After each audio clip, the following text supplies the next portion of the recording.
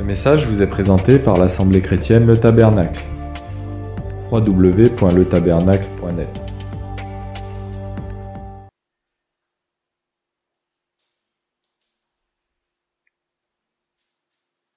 Il est nécessaire que l'agonie de Christ agisse dans nos vies, dans nos esprits, nos âmes, dans nos cœurs, dans nos corps, pour que nous puissions réellement vivre. Mais mort à quoi, disons-nous? Et pourquoi? Et si tu es réellement vivant, comment le sais-tu que tu es vivant? Comment sais-tu que tu es passé de la mort à la vie? Comment le sais-tu? Eh bien, tu as la réponse. Le signe par excellence qui va montrer que tu es passé de la mort à la vie, c'est l'amour qui a été répandu dans ton cœur par le Saint-Esprit. 1 Jean 3, 14. Nous savons que nous sommes passés de la mort à la vie parce que nous aimons les frères. Celui qui n'aime pas son frère demeure dans la mort. Petits enfants, n'aimons pas en parole et avec la langue, mais en action et en vérité. C'est facile de dire je t'aime. Mais de l'autre côté, il faut ouvrir ton cœur. Ah, je t'aime, frère. Oui. Combien tu m'aimes beaucoup, un peu passionnément à la folie?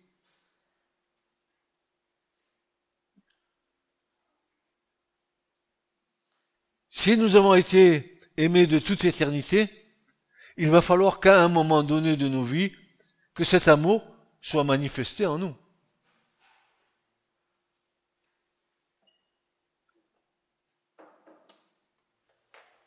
Vous les reconnaîtrez à l'amour qu'ils ont les uns pour les autres.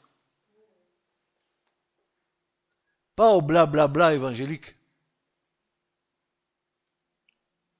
Pas aux citations de versets bibliques qu'on allonge comme des chapelets de saucisses et qu'on balance à l'autre. Mais en vérité. En vérité. Tu dis, moi j'aime Dieu. Ah, tu l'annonces.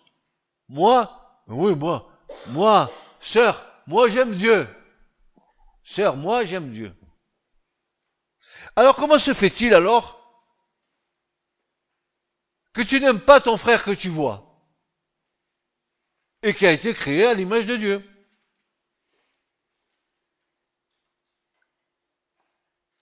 Celui-là, je ne peux pas le piffrer.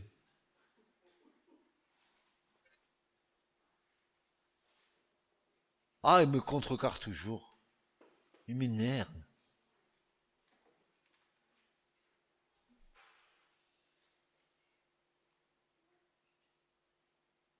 C'est qu'un problème existe et demeure. Pourtant, les 10 commandements, résumés en 2, sont très clairs. Alors, ce qui fait que nous ne portons pas de fruits, car, je le rappelle ici, à quoi serviraient nos dons spirituels, prétendent que nous sommes remplis de l'Esprit Saint si nos cœurs sont durs.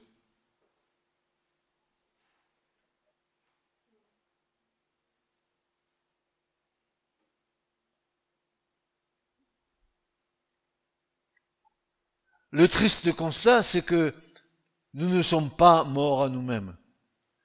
Si le Seigneur éclairait nos ténèbres, nous y verrions des montagnes d'hypocrisie, d'égoïsme et de religiosité. Seigneur, que nous puissions, avec ton aide, mourir à nous-mêmes. Il est impérieux que la mort agisse en nous pour que la vraie vie jaillisse dans nos cœurs et que nous la désirions très fortement. Pourquoi voulons-nous être remplis du Saint-Esprit? Pour être son témoin. Pour être son témoin. Et vous savez ce que veut dire le mot témoin là? C'est le mot martyr. Martyr. Tu sais, ceux qui ont été jetés dans les cirques et mangés par les lions, ceux qui ont été crucifiés comme le Christ, ceux qui ont eu la tête tranchée.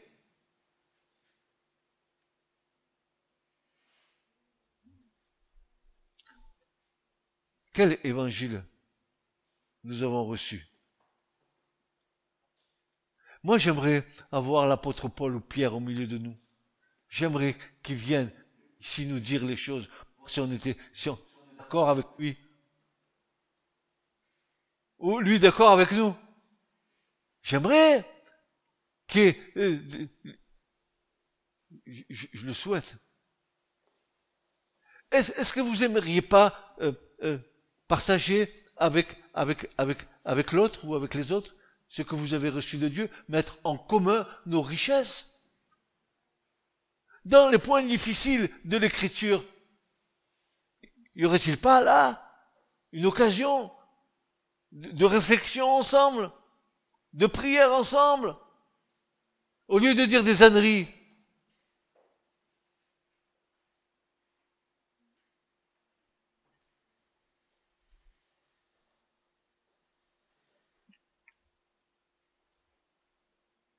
Pourquoi voulons-nous être remplis du Saint-Esprit? Pour être son témoin, c'est-à-dire son martyr. Si nous désirons cette plénitude, il est nécessaire et vital que nous soyons, et ça va pas plaire, et que nous soyons vidés de nous-mêmes.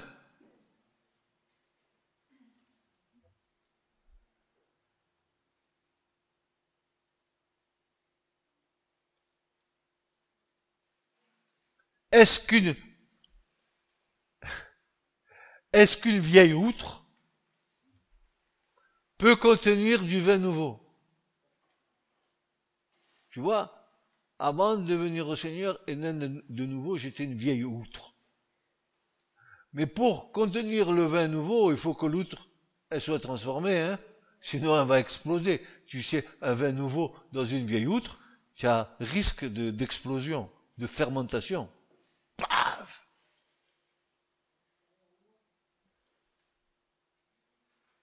Non, elle explosera sous la pression du vin nouveau. Il faut mettre du vin nouveau dans des outres neuves. Alors maintenant, tu vas pas à Kiabi chercher des outres. Hein.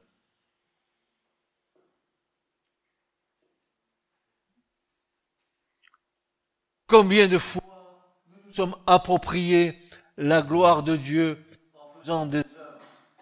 Combien de fois nous nous sommes agités dans tous les sens pour que l'on reconnaisse en nous que nous sommes serviteurs ou servantes du Seigneur parce que nous sommes soi-disant spirituels? Combien de fois nous nous sommes démultipliés en faveur des frères et des sœurs pour que nous soyons reconnus? Voilà un frère, une sœur sur lesquels nous pouvons compter. Dans toutes ces œuvres, as-tu amené tes frères et tes sœurs à regarder à Christ et à ses mérites plutôt qu'à ses mérites?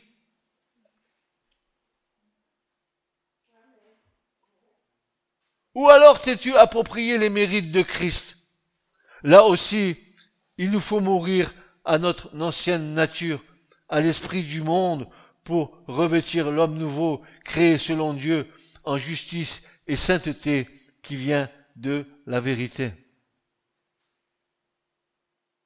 Veux-tu te laisser crucifier? Alors la réponse toute bête, c'est, mais Jésus l'a fait pour moi. J'ai pas à le faire, Jésus l'a fait pour moi. Veux-tu te laisser crucifier? Mais alors, si tu ne veux pas te laisser crucifier, une autre question va se poser. Et je te la pose. Veux-tu mourir? Pas de croix, pas de mort. Je veux vivre. Oui, mais si tu veux vivre, il te faut mourir. Ah bon? Qu'est-ce que cette nouvelle doctrine? Que pour vivre, il faut mourir. Eh oui, c'est ce que dit l'Écriture. Il faut que tu meurs à ta personnalité, hein, à tes petits trucs, à tes petits machins, à tes petites choses. Il faut que tu revêtisses l'homme nouveau. Patience, maîtrise de soi. Oh, joie, paix, longanimité, etc., etc. Dixit, la grammaire française.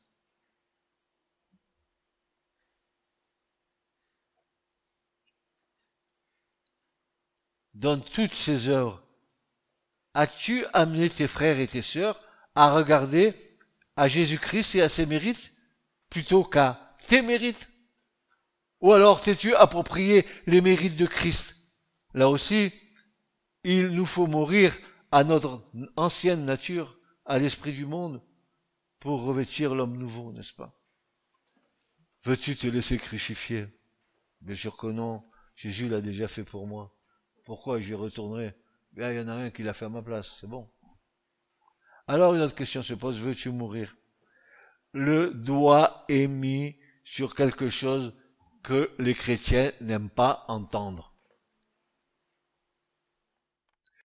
Je veux bien suivre Jésus, mais continuer à vivre comme je vis. Il y a dans le jargon de cette création terrestre incompatibilité. C'est deux personnes sont compatibles. Ça me fait rigoler. Elles sont compatibles.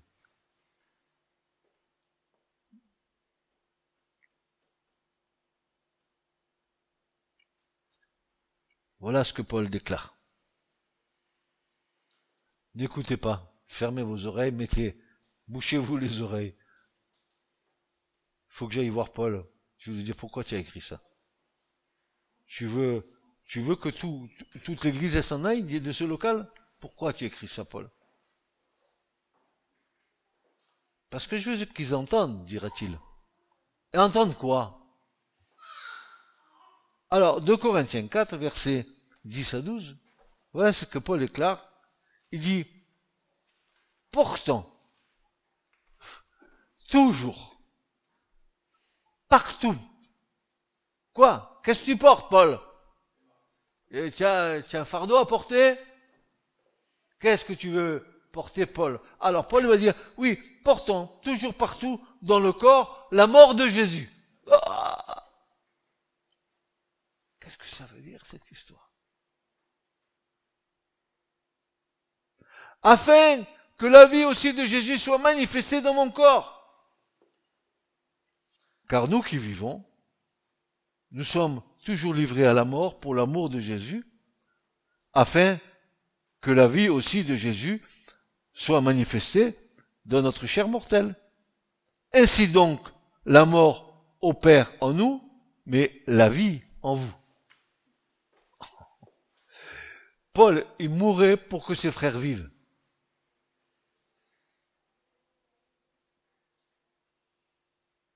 Est-ce que tu es prêt à mourir pour que tes frères et tes sœurs vivent?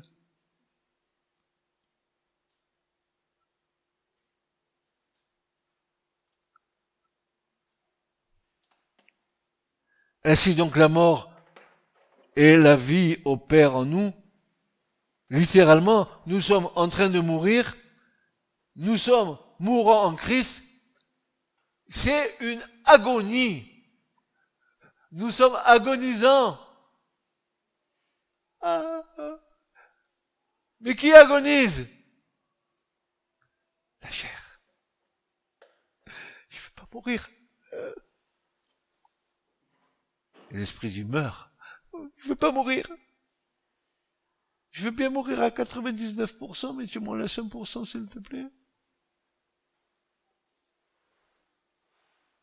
Nous sommes agonisants dans le Christ. Une agonie peut être plus ou moins longue. Nous avons reçu, eh oui, bien sûr. Je vais te dire une chose, dès que tu nais de nouveau, tu es en train d'agoniser. C'est quoi ce que je dis? Dès que tu es né de nouveau, tu agonises. À quoi? À ton ancienne nature. Tu es agonisant. Et tu te débats. Est-ce que vous avez vu quelqu'un, non, maintenant c'est une question sérieuse que je pose. Vous avez vu quelqu'un qui va mourir et qui rentre dans l'agonie? Est-ce que vous avez vu la personne qui est en train d'agonir, elle se raccroche à la vie. Pourquoi? Parce que nous n'avons pas été créés pour mourir. Nous avons été créés pour vivre éternellement. Dieu nous a touchés pour mettre en nous la pensée de l'éternité.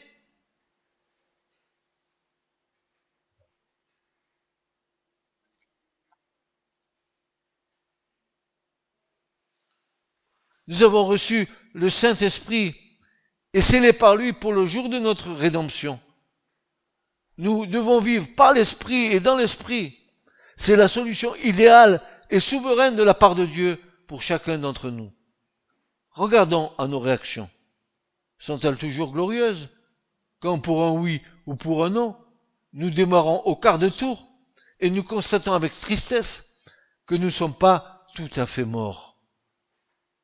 Alors, la question se pose avec force.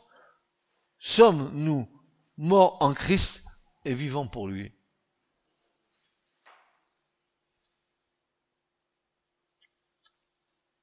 Et cette fameuse question qui a interpellé certains d'entre vous, que je vais redire ce matin, jusqu'à quelle profondeur de ton être la croix t'a-t-elle pénétré? C'est la vraie question. Plus elle pénètre, et plus elle sépare ce qui est de l'âme et de l'esprit. À nouveau, une autre question d'ordre doctrinal s'impose à nous en relation avec l'œuvre de la croix. Alors, que représente alors le baptême pour nous? Et en avons-nous saisi le sens profond? Car le baptême est lié complètement à l'œuvre de la croix. C'est les deux ensemble, c'est le symbole de la justice de Dieu. C'est la manifestation de la justice de Dieu. Et je te dis ce matin, tu ne peux pas rencontrer Dieu si tu n'es pas passé par la justice de Dieu pour être déclaré à un moment donné innocent. C'est pour ça que le parvis, dans le tabernacle, on l'appelle le parvis de la justice. Pourquoi? Parce que Dieu rend justice là, aux pécheurs.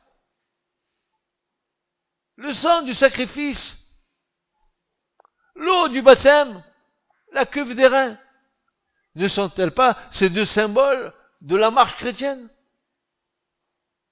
Les premiers pas dans la marche chrétienne, c'est la croix, la confession, la rémission des péchés. Et puis c'est notre baptême, notre assimilation à la mort et à la résurrection de Christ. Je suis mort et enseveli avec lui, et je suis ressuscité avec lui. La justice m'a été accordée.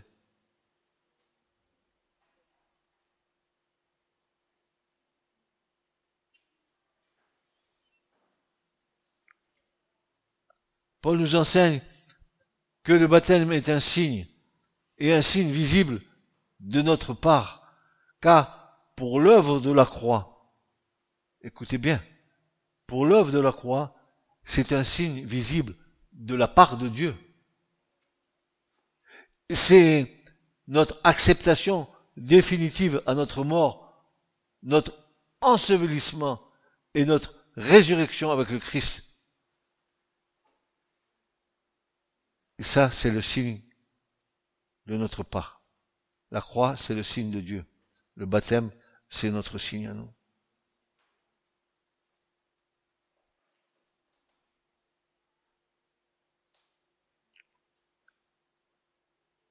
À nouveau, la question se pose, mort à quoi? Mort à mon ancienne vie.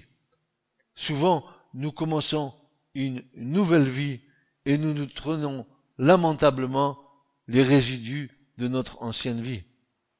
Dieu affirme que nous sommes morts dans le Christ et que nous sommes ensevelis avec lui et ressuscités en lui. Alors il y a quelque chose qui ne fonctionne pas. Qu'est-ce qui fait que ta vie spirituelle ait des hauts et des bas?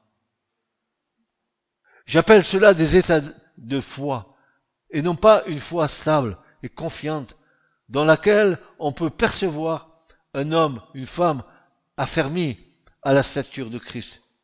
J'appelle cela des bébés spirituels, de petits bébés, des nourrissons, des personnes qui ont toujours besoin de leur pasteur pour leur donner le lait spirituel. Je les appelle des suceurs de foi. Disons qu'ils vivent sur la foi des autres. J'appelle cela des chrétiens irresponsables qui ne savent pas mener leur vie devant la face de Dieu. Pourquoi un tel constat? Parce qu'ils ont refusé de rentrer dans cette mort à soi-même pour vivre encore dans une ambiguïté de chair et d'esprit, parce qu'ils se complaisent dans leur nature et parce qu'ils ne veulent pas mourir aux principes élémentaires de leur vie, principes qu'ils ont eux-mêmes posés.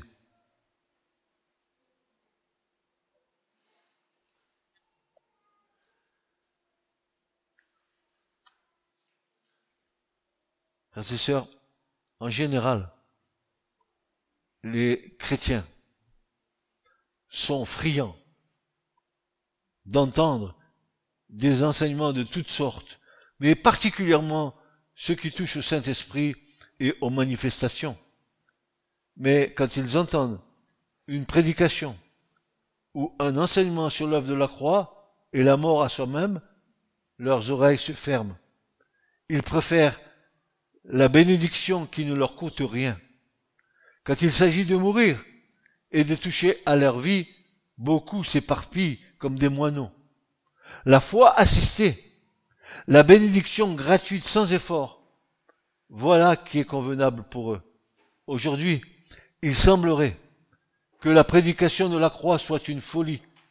Pourtant, vous et moi ne devons connaître qu'une seule et unique chose, Christ crucifié et Christ ressuscité.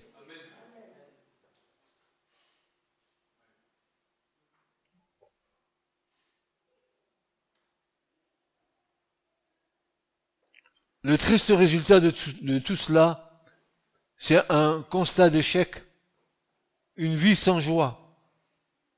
Mais alors, quel est ton temps de prière et de consécration devant ton Dieu?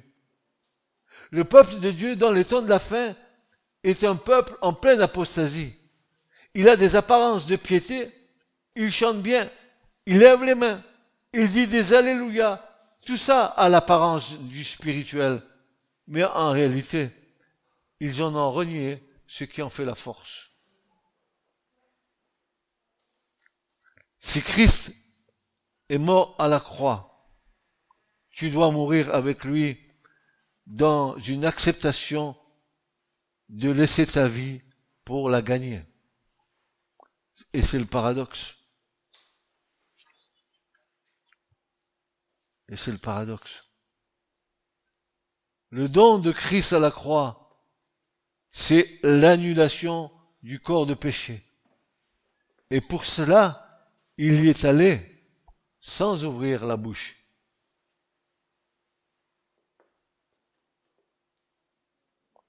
Pour annuler le corps de péché. Tu sais ce que ça veut dire, annuler le corps de péché? Ça veut dire que Christ, par l'œuvre de la croix, il a annulé le péché depuis la création jusqu'à son retour.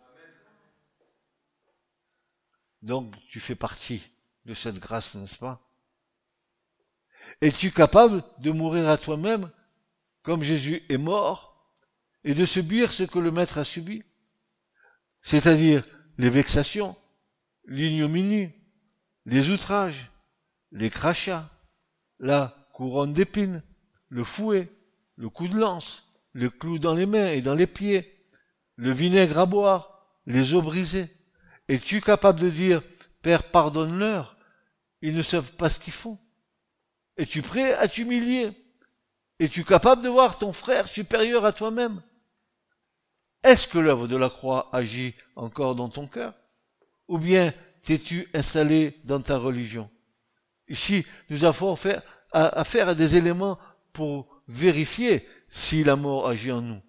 Nous rappelons ici que nous sommes agonisants dans le Christ. Bien-aimés, et je termine par là, tant que nous aurons nos regards fixés sur la croix, nous serons dans la certitude d'être parfaitement dans le plan de Dieu. Car à cet endroit, il y a l'attestation de notre identification avec lui dans la ressemblance de sa mort et dans la ressemblance de sa résurrection.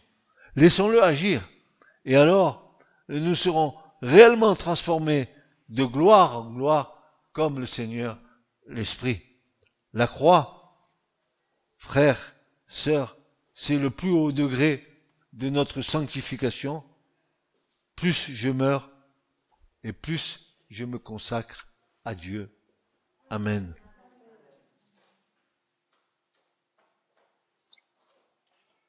Qui est suffisant pour cette chose. Il y a bien l'apôtre Paul qui disait dans une de ses épîtres, « Malheur à moi, non seulement si je n'évangélise pas, mais malheur à moi si je ne prêche pas Christ crucifié et Christ ressuscité. » C'est de mon devoir de vous rappeler ces choses ce matin.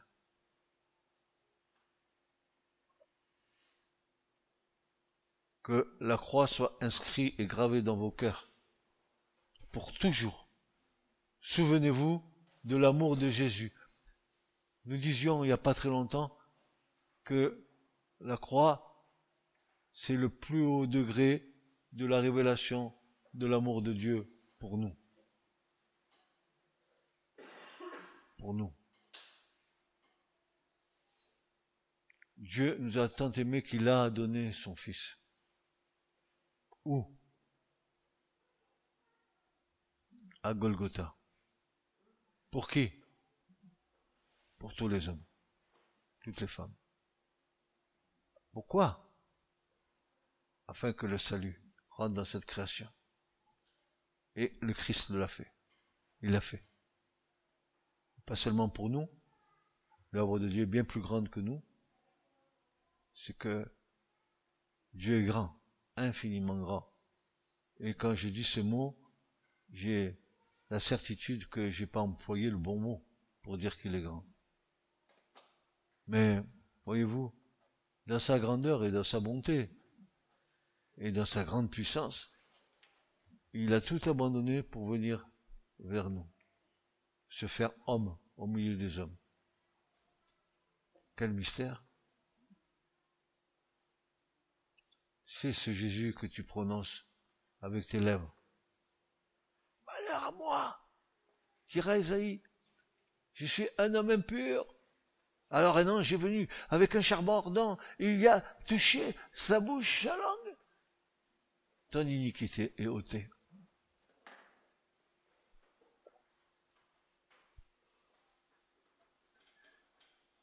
Je ne veux pas prêcher un évangile à l'eau de rose. Je ne veux pas prêcher un évangile qui vous rassure dans vos fantasmes théologiques. Je veux vous dire la vérité de l'Écriture. Mais cette vérité, elle est bonne. Dis donc, tu meurs pour mieux vivre. Tu veux pas mourir?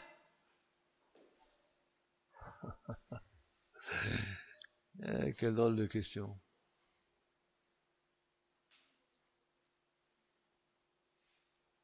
Et tous ceux qui se privent de la parole de Dieu, tous ceux qui s'entêtent à vouloir vivre leur foi comme ils l'entendent, parce que rien que pour eux n'est suffisant dans leur foi. Ils sont tellement spirituels que ils préfèrent rester seuls, vous comprenez bien.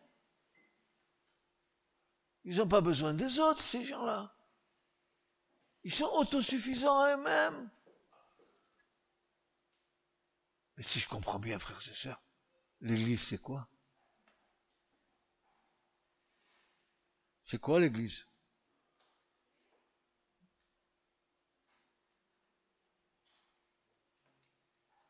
C'est pas l'ensemble des rachetés?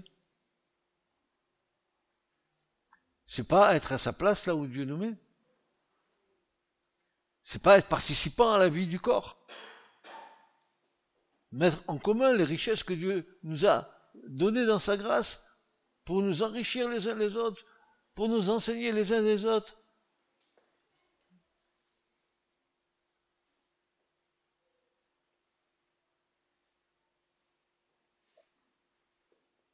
Quand nous sommes prêts à donner aux autres sans rien retenir, quand nous sommes prêts à être soi-même un pain vivant pour l'autre, alors il y a espoir pour l'autre. Et toi, qu'est-ce que tu ne fais? Tu ne fais que redonner ce que Dieu t'a donné. Tu ne le gardes pas pour dire, vous voyez, je suis un nouveau serviteur, 5 étoiles nouvelles normes. Non. Que celui qui veut être le plus grand parmi vous, dira l'Écriture, et c'est Jésus qui le dit, qu'il soit serviteur de tous. C'est le chemin de l'abnégation, c'est le chemin du renoncement, c'est le chemin de l'agonie, la mort à soi-même. C'est un chemin que nous devons emprunter, vous et moi, pour être agréable à Dieu et pour porter du fruit à la gloire du Seigneur. Voilà le chemin que nous devons prendre. Donc je vous signale quelque part par la bouche du prophète Ésaïe qu'il y a un chemin qu'on appelle le chemin de la sainteté où nul impur n'y passera. Un chemin étroit. Si dans le royaume, si Dieu est saint, pur, qu'il n'y a aucune trace de quoi que ce soit en lui, vous croyez que va rentrer dans le royaume de Dieu des gens qui parce qu'ils ont dit Jésus, croient qu'ils vont rentrer dans le royaume? Ils se trompent. C'est pas tous ceux qui disent Seigneur, Seigneur qui rentreront dans le royaume, mais ceux qui font quoi? La volonté de mon Père. Pas leur volonté. Ils voient Dieu au travers des hommes. Mes frères et sœurs, l'Église sera toujours imparfaite. Elle est composée d'hommes et de femmes imparfaits. Nous sommes tous en train de mourir pour mieux vivre. Alors supportons-nous les uns les autres. Franchement, c'est ça, frères et sœurs. Si on n'a pas cette dimension, c'est la pagaille. C'est la division. C'est briser l'unité de Dieu. Christ et l'Église, c'est un. Et on n'a pas le droit de séparer ce que Dieu a uni.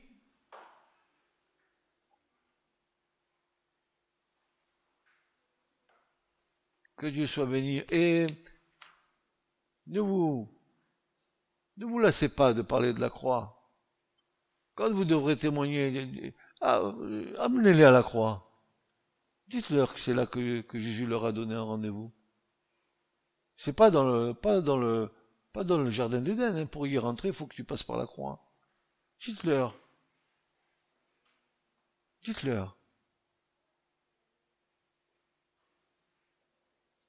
Que si nous confessons nos péchés, il est fidèle et juste pour nous le pardonner. Et pour nous purifier de toute iniquité. Déposez nos fardeaux à la croix. Déposez nos tristesses. Déposez nos combats.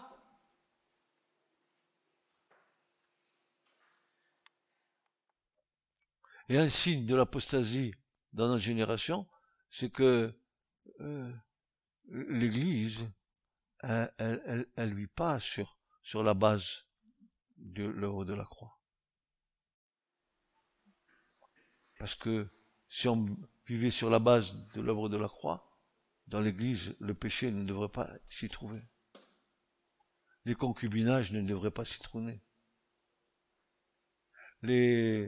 On vit en concubinage, on vit en adultère, on vit à l'église, on dit Alléluia, Seigneur, je t'en prie. Non mais je rêve. Est-ce que vous rêvez pas, non? Ou alors nous ne savons pas pourquoi Jésus est mort.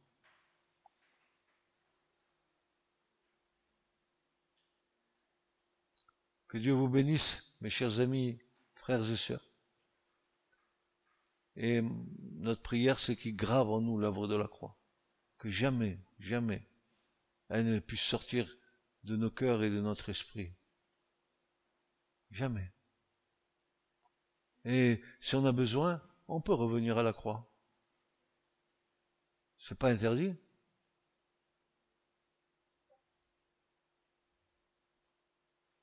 Un des problèmes que nous avons dans nos églises, c'est que il ne peut pas avoir de prospérité spirituelle si les gens vivent dans le péché. Pas possible. Car Proverbe 28, 13 nous dit que celui qui avoue, qui confesse ses péchés,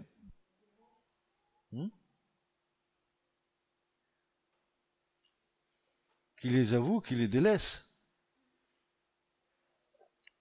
il va obtenir miséricorde de la part de Dieu. Parce que celui qui ne les confesse pas, il ne prospérera point.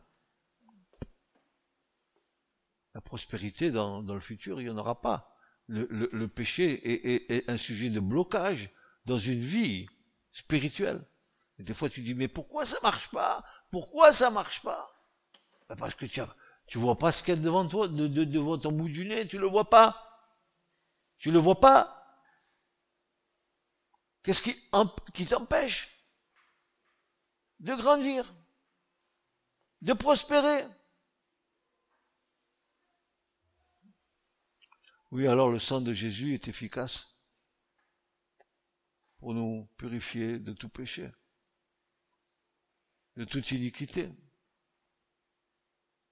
de toute trace de péché dans nos vies. Parce que le péché a laissé des traces, frères et sœurs. Le péché a laissé des traces. Et on a besoin du sang de Jésus pour la purification de ces traces-là, de l'iniquité. Il nous pardonne nos péchés, mais l'iniquité, il faut le sang. Vous savez, les petits péchés dans lesquels nous nous sommes vautrés, que nous avons constamment reproduit, qui a laissé des traces en nous, comme les limaces laissent des traces sur le carrelage.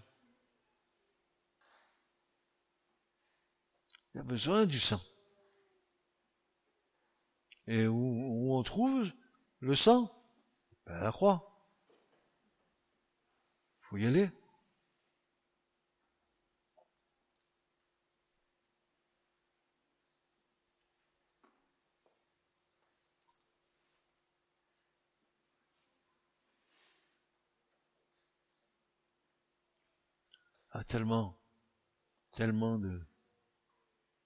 Tellement de vertus bénéfiques qui ont été accomplies à la croix et dont nous pouvons nous profiter si nous marchons d'une manière digne. Même le royaume des cieux a profité de l'œuvre de la croix.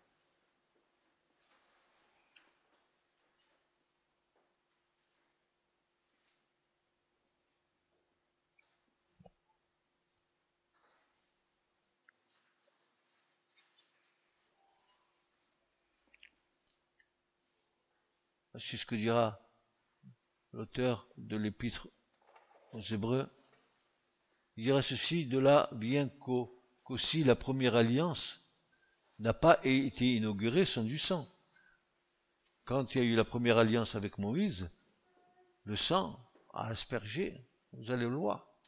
Il dit que chaque commandement, pour ce qui concerne la loi, ayant été proclamé par Moïse à tout le peuple, il prit le sang des veaux et des boucs avec de l'eau et de la laine écarlate et de l'hysope, et en fit aspersion sur le livre lui-même et sur le peuple en disant: c'est ici le sang de l'alliance que Dieu vous a ordonné, sur le livre, sur la Torah et sur le peuple.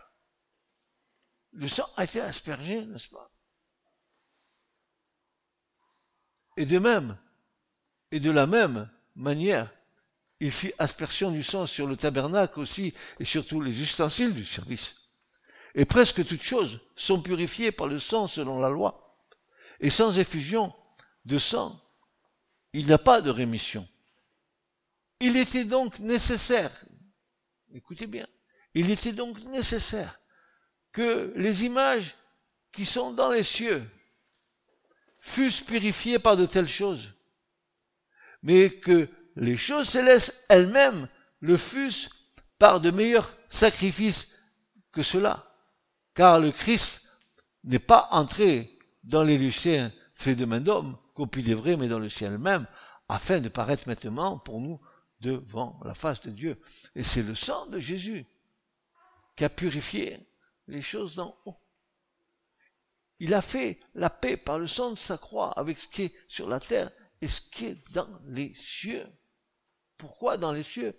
Au début de ma conversion, je me suis posé la question, mais dans les cieux, il n'y a pas de péché, c'est pur. Mais non, dans les cieux, il y a une révolte qui a été tenue comme dans l'ancienne alliance, en mémoire. Elle a été couverte pour un temps. Mais il a fallu que le vrai sacrifice vienne pour que les choses soient purifiées en haut.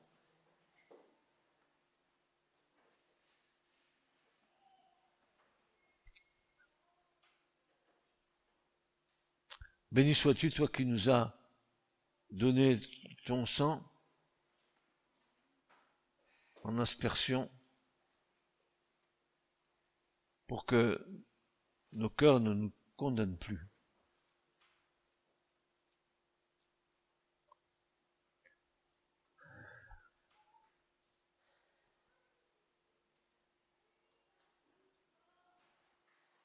Car dans ton sang béni, il y a la vie, Seigneur.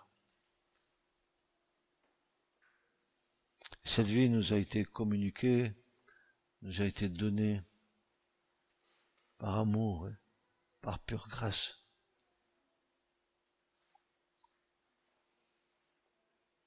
Maintenant, nos cœurs ne nous condamnent plus. Et même ta parole nous dit que même si notre cœur nous condamne, que toi, tu es plus grand que notre cœur.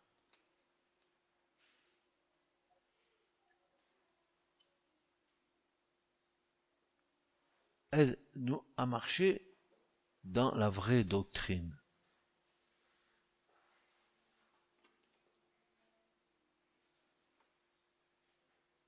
Afin que nous ne nous égarions pas.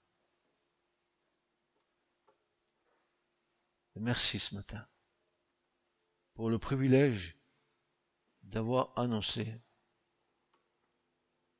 ce haut fait que tu as accompli, que l'histoire humaine a marqué par un signe indélébile, un avant et un après Christ, le Christ du Dieu vivant. Merci pour ta venue et merci pour ton oui au Père. Oui, je viens au Dieu pour accomplir toute ta volonté.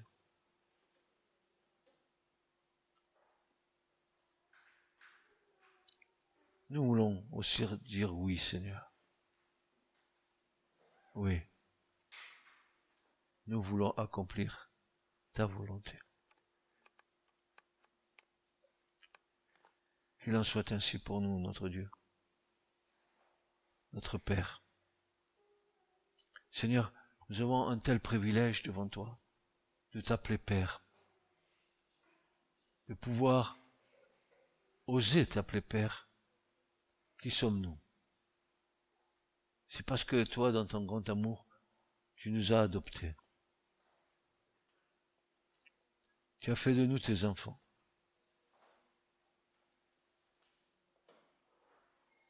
Mais nous voulons honorer le Père, comme nous honorons le Fils, et comme nous honorons le Saint-Esprit. Qu'il en soit ainsi pour nous, notre Dieu. À toi la gloire et la louange de nos cœurs ce matin. Aide-nous dans notre humanité, aide-nous dans nos faiblesses. Aide-nous, Seigneur. Nous avons besoin de toi. Amen, mon Dieu. Ce message vous a été présenté par l'Assemblée chrétienne Le Tabernacle. www.letabernacle.net